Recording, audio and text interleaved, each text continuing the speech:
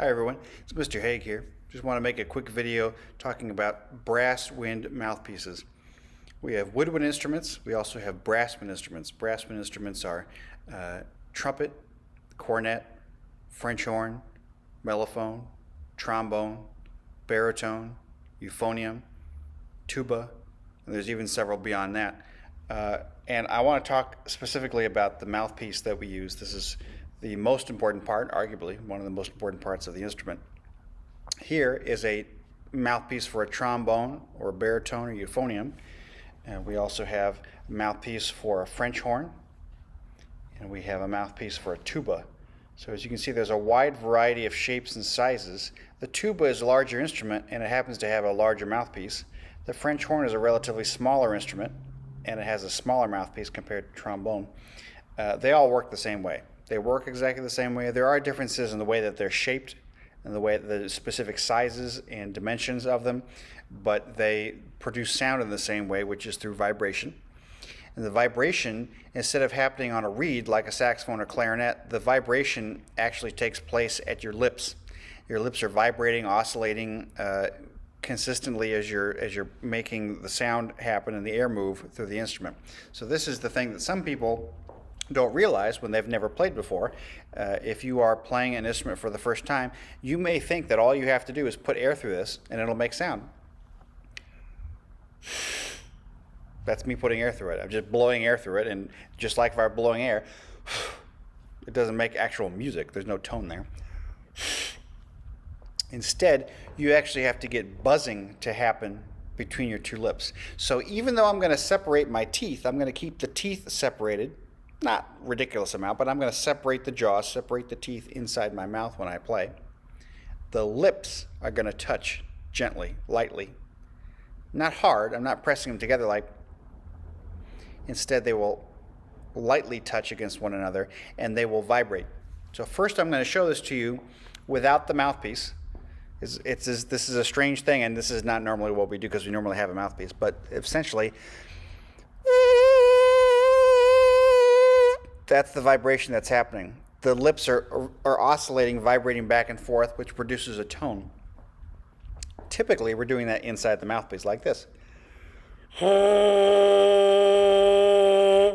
Now, that's a ridiculous sound. No one wants to hear that sound in music. But this is a good exercise to do. If you don't want to make a lot of noise, you can just take your mouthpiece and practice on that if you're playing trumpet or trombone or baritone, even French horn too. But this is a really good exercise to build up the lip muscles because your lips are not accustomed to doing this. Your face is not used to using your face muscles in this way, and you need to develop that strength. You need to develop that endurance, that muscle memory. So we'll let the siren pass here. Basically, the air is moving between your lips, the lips are vibrating, creates a buzzing sound, and then this gets transferred to the rest of the instrument, the rest of the body of the trumpet or the trombone, and it turns into a much bigger, fuller sound that we associate with what those instruments sound like. But there are things you could do on just a mouthpiece, really, really good exercises to do, which is to experiment with the firmness of your muscles and the speed of the air. Here's what I'm talking about.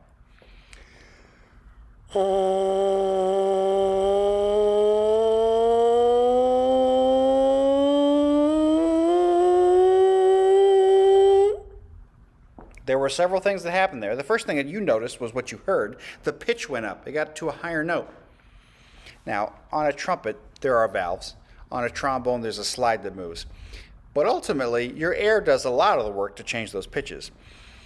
If you speed up the air, push a little bit more, firm up your mouth, make a smaller opening and slightly firmer lip, and if you raise the tongue inside your mouth, the pitch will go up.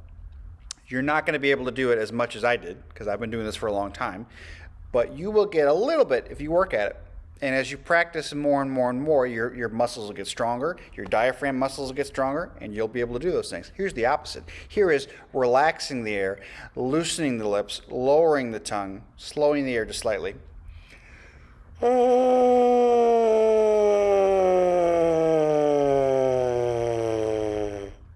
If you can train yourself to do these with just the mouthpiece, It'll make it easier to do those things on the instrument.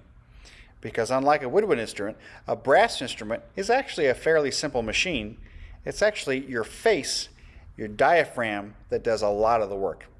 So working on those muscles, developing those muscles, and understanding what that does by experimenting with just the mouthpiece can be a useful thing. But if you just push air through it, nothing's going to happen. You got to be firm and get the buzz going. Okay, see you later.